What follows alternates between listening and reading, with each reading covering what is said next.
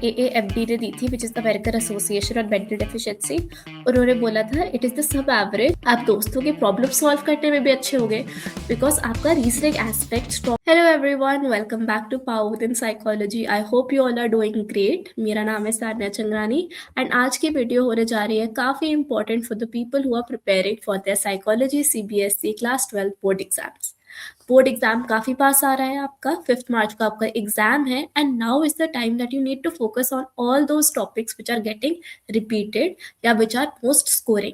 सो आज की हमारी एक सीरीज शुरू होने वाली है। Today is going to be the day 1 of those series and we are going to be talking about all the scoring topics या फिर सबसे गारंटीड टॉपिक्स जो बार बार रिपीट हो रहे हैं उनके बारे में। ऑलराइट, सो मेक श्योर कि आप ये वीडियो बिल्कुल मिस नहीं कर रहे एंड जितनी भी वीडियोस अपकमिंग आएगी इस हफ्ते में आप बिल्कुल मिस नहीं कर रहे because these are going to fetch you marks and guarantee you marks. Alright, so आज हमारा चैप्टर 1 है variations in psychological attributes. We are going to talk about all the important topics, so let's begin the class.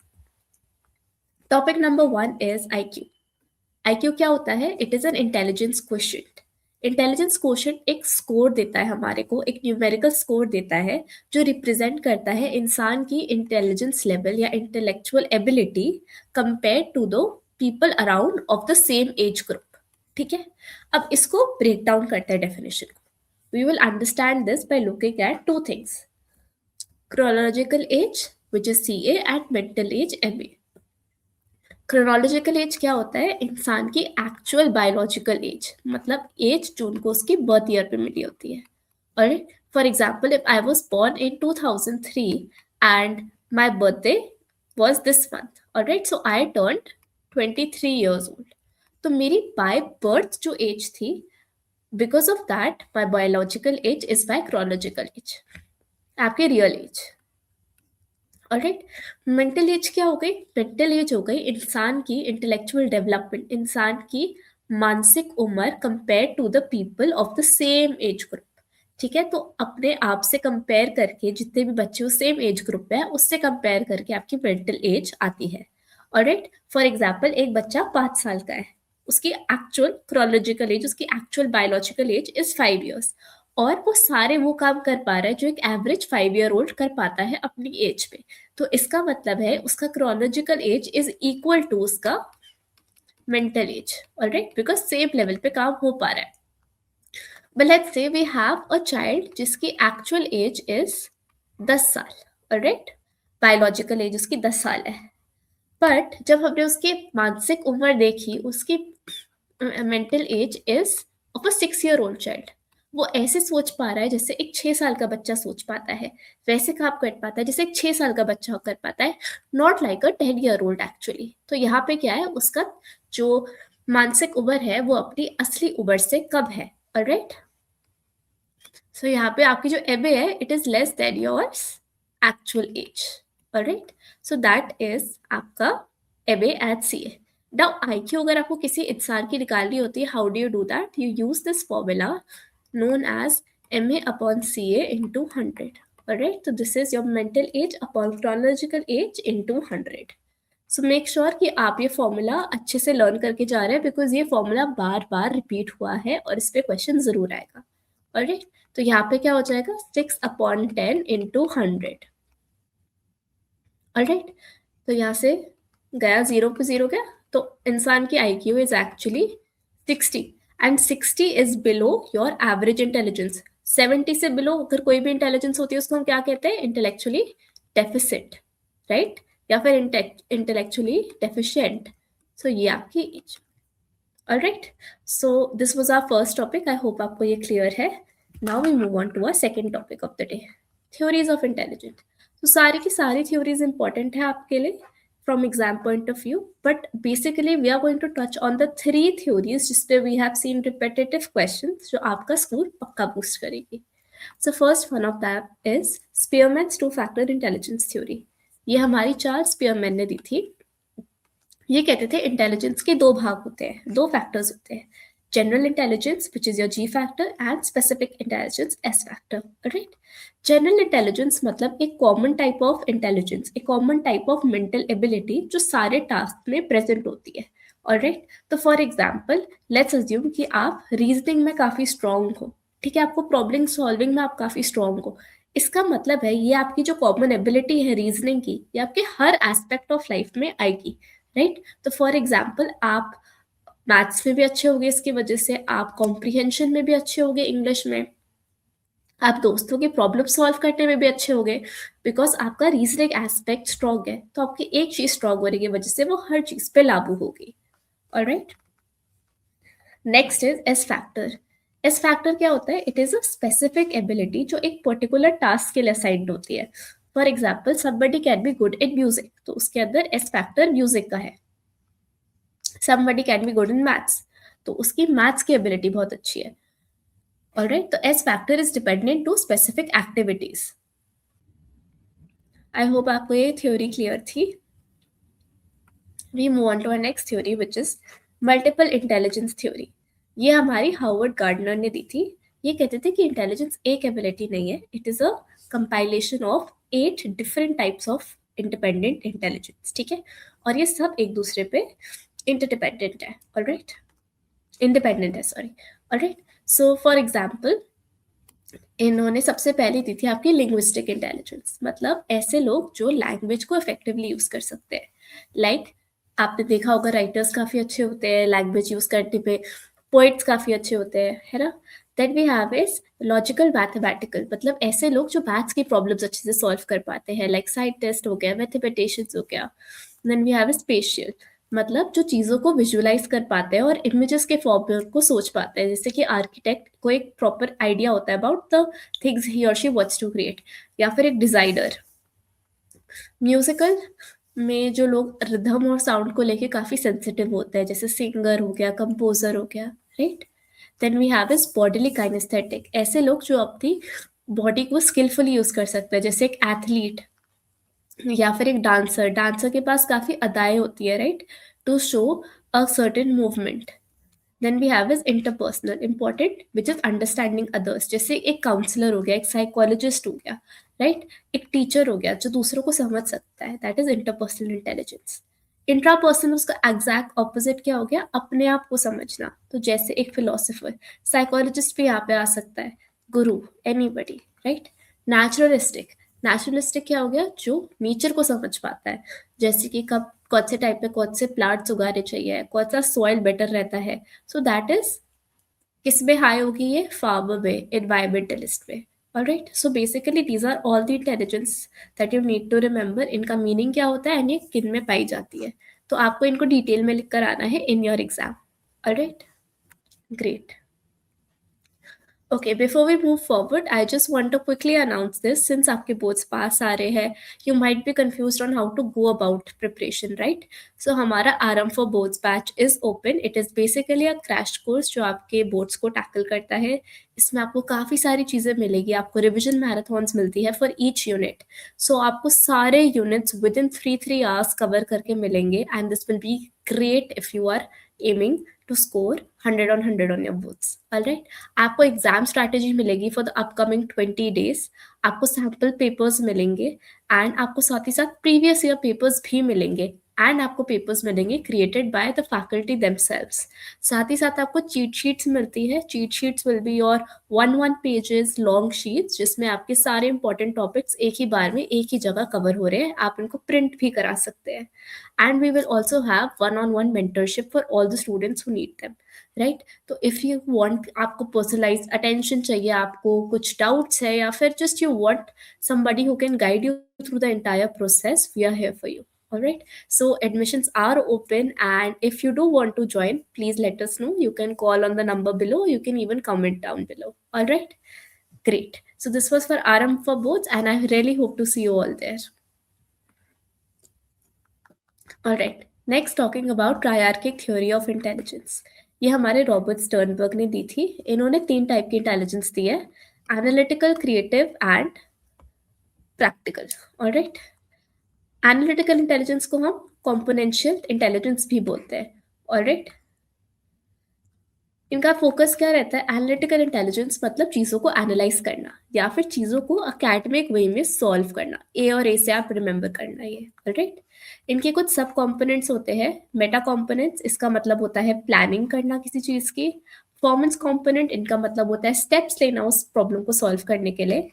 And knowledge acquisition, मतलब उस नई information को learn करना और अपनी प्रायर नॉलेज के साथ जोड़ना।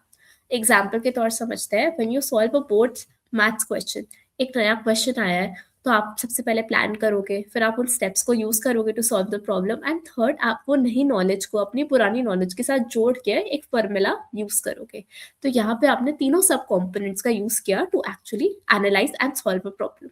So that is analytical intelligence, known as componential intelligence as well. Clear हुआ? Great.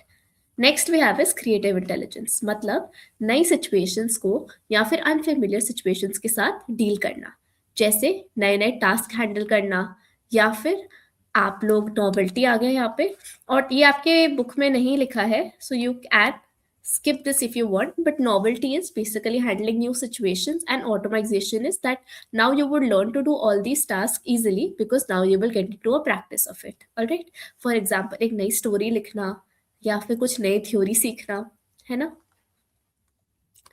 Next we have is practical intelligence, इसको हम कंटेक्चुअल इंटेलिजेंस भी कहते हैं, मतलब स्ट्रीट स्मार्ट होना। This is very important for you to remember, ये आपके एग्जाम्स में आता है। स्ट्रीट स्मार्ट मतलब एवरीडे सिचुएशंस के साथ लर्न करना to deal with this. Now these has three sub components itself: adaptation, shaping, selection. Adaptation, अपने आप को एनवायरनमेंट के साथ एडजस्ट करना to fit in to it. Shaping क्या हो गया, एनवायरनमेंट को चेंज करना ताकि वो आपको फिट करे। एंड सिलेक्शन क्या हो गया, आपको एनवायरनमेंट समझ ही नहीं आ रहा जो आपका है, तो आप एक नया एनवायरनमेंट चूज करते हो, राइट। अब आप एक नए स्कूल में जा रहे हो, आप अपने आप को एडजस्ट कर रहे हो to fit around the people around you, that is adaptation. Shaping क्या हो गया, आप अपने हिसाब से दोस्त बना रहे हो अपने, ताकि वो आपकी नीड्स को सूट करे, तो दैट इज शेपिंग। सिलेक्शन क्या हो गया, आपको अपना स्कूल समझ ही नहीं आ रहा, तो आपने एक नया स्कूल चूज कर लिया, so that is selection. Right, I hope आपको ये क्लियर था, and with this we will move on to the next topic. Next topic क्या है आपका, emotional intelligence. So emotional intelligence क्या होता है, it is different from your IQ because it is when you are actually dealing with emotions. Emotions क्या होता है, basically लोगों को समझना, लोगों के फीलिंग्स को समझना, या फिर लोगों के इमोशंस को अंडरस्टैंड करना, या अपने इमोशंस को अंडरस्टैंड करना, so that we can behave accordingly, right. तो इसमें बेसिकली कुछ कुछ सब कॉम्पोनेंट्स होते हैं जो आपको इंपॉर्टेंट है याद करना, बिकॉज ये आपको एग्जाम में पूछे जा सकते हैं। सबसे पहले तो इमोशनल इंटेलिजेंस का कंसेप्ट हमारे सैलोवी एंड मेयर ने दिया था, and later it was popularised by Goleman. Goleman, Daniel Goleman की एक बुक आती है जिसपे ये सारे कंपोनेंट्स हैं। Alright, now these are the few of the components जो आपके एनसीईआरटी में है, and this is all we are going to look at. सबसे पहला सेल्फ अवेयरनेस, मतलब अपने इमोशंस को समझना, और समझना कि उनका एक्चुअली क्या तात्पर्य हो सकता है for the other people, right. अगर आप नर्वस फील कर रहे हो बिफोर प्रेजेंटेशन, तो आप अपने आप को काम करोगे by using relaxation strategies that work for you, ठीक है। हो सकता है आप डीप ब्रीदिंग ट्राई करो, योगा ट्राई करो, जो आपके लिए काम करती है। एम्पथी, एम्पथी क्या होता है, दूसरे के इमोशंस को समझना, and it is when you are actually looking at people by putting yourself in their shoes, मतलब उनकी नजरिए से किसी प्रॉब्लम को समझना, राइट। अगर आपने देखा कि आपका फ्रेंड काफी ज्यादा चुप चुप होसा हो गया है, तो आप उसके फेशियल एक्सप्रेशंस को देख रहे हो, आप उसके बिहेवियर को नोटिस कर रहे हो, और फिर आप उसको जाके कंफर्ट कर रहे हो, that is empathy. Emotional regulation क्या हो गया, अपने इमोशंस को कंट्रोल करना, so that you can show them in a socially appropriate manner. अगर आपको बहुत ज़्यादा गुस्सा आ रहा है और आप एक क्लासरूम में हो जहाँ पे टीचर भी प्रेजेंट है, तो आप अपने आप को काम डाउन कर रहे हो, सो दैट आप आराम से उसके बारे में अपने दोस्त से बात कर सकते हो, इंस्टेड ऑफ स्क्रीमिंग और fighting with that person. Alright, that is emotionally अपने आप को रेगुलेट करना। आई होप ये क्लियर था आपको। Okay, now let's go to the topic 4 which is IQ distribution. ये बेसिकली कुछ IQ रेंज के स्कोर्स है, आपको याद रखना है कि एवरेज क्या होता है आपका, यहाँ से यहाँ तक 82 आपका, 120 आपका average which is average, low average and high average. आपका बिलो 70 शुरू हो जाता है IQ डेफिशिएंसी, ऑलराइट, या फिर इंटेलेक्चुअल डिसेबिलिटी। एंड जो आपका 130 प्लस होता है, 130 प्लस या अबव आपका शुरू होता है gifted. Alright, so this is something that you need to remember. This is the basic classification, and one more thing that you need to remember is that इसके इंटेलेक्चुअली डेफिशिएंट होने के 3 भाग होते हैं, mild, moderate and severe and profound. Alright, profound में आपका below 20 होता है. ऑलराइट, सो ये आपको याद रखने की जरूरत और है. Now, IQ classification can be asked for you, and you just need to remember this much. Also, you need to remember the characteristics of each kind of IQ range, right? So, for example, talking about intellectual deficiency, right? तो इसके बारे में बात कर लेते हैं. तो इसकी सबसे पहले डेफिनेशन क्या है, ये हमारे AAMD ने दी थी, which is American association on mental deficiency. उन्होंने बोला था it is the sub average, significantly सब एवरेज जनरल इंटेलेक्चुअल फंक्शनिंग, मतलब IQ स्कोर बिलो 70 होता है. एंड ये आपके रोजगारा बिहेवियर में प्रॉब्लम्स लाती है, एंड ये डेवलप होती है before the age of 18.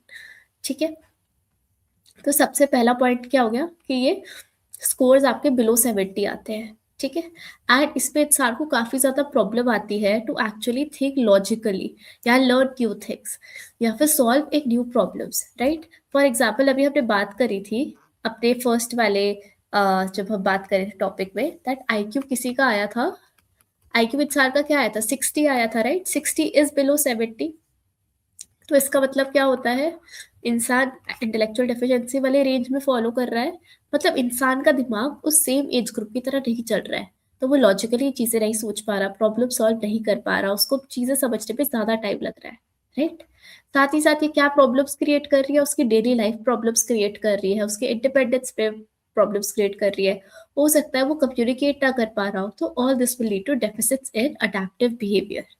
Right, and इसका ऑनसेट कब होता है, मतलब ये शुरू कब होता है, जब इंसान 18 साल से पहले होता है, मतलब 18 0 to 18 ईयर्स के बीच में ये डेवलप होती है. एंड अगर 18 ईयर्स के बाद हो रही है, it's not intellectual disability, it is something else which happens due to an accident. Alright, so these are the 3 main important point that you need to remember अगर आपको डिफाइन करने को आ जाए. Alright, great. Now I will just go to the last topic. Intellectual giftedness कब होती है, 130 and above. Alright, this is intellectual giftedness. अब ये कुछ कैरेक्टरिस्टिक्स होती है, ये आपसे पूछते सकते हैं बिकॉज ये रिपीटेड क्वेश्चन आया है. So quickly going through the characteristics. सबसे पहला होता है, ऐसे लोग जिनकी 130 अबव IQ होती है वो काफ़ी गिफ्टेड होते हैं, मतलब वो चीज़ों को समझ पाते हैं अच्छे से, वो कॉम्प्लेक्स सिचुएशंस को तक समझ पाते हैं, और वो ऐसे सोच पाते हैं बियॉन्ड देयर एज, वो ऐसी प्रॉब्लम सॉल्व करने के जो उनके एज लेवल से काफ़ी ज़्यादा आगे हो.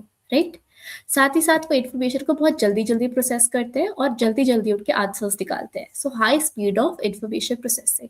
राइट, साथ ही साथ वो आइडियाज और डिफरेंसेस एक आइडिया में आराम से सेग्रीगेट कर पाते हैं, चीज़ों को, कॉम्प्लेक्स चीज़ों को आराम से ब्रेक डाउन करके समझ सकते हैं. ऑलराइट, साथ ही साथ वो लोग काफ़ी ज़्यादा ऑलराउंडर पर्सनैलिटी होती है उनकी. ऑलराउंडर में मतलब वो लोग काफ़ी क्रिएटिव भी होते हैं, ओरिजिनल होते हैं. जैसे शेल्डन अगर आप लोगों ने देखा है, तो Sheldon had an IQ above 130, या फिर क्रिमिनल मास्टरमाइंड्स की भी 130 अबव IQ होती है.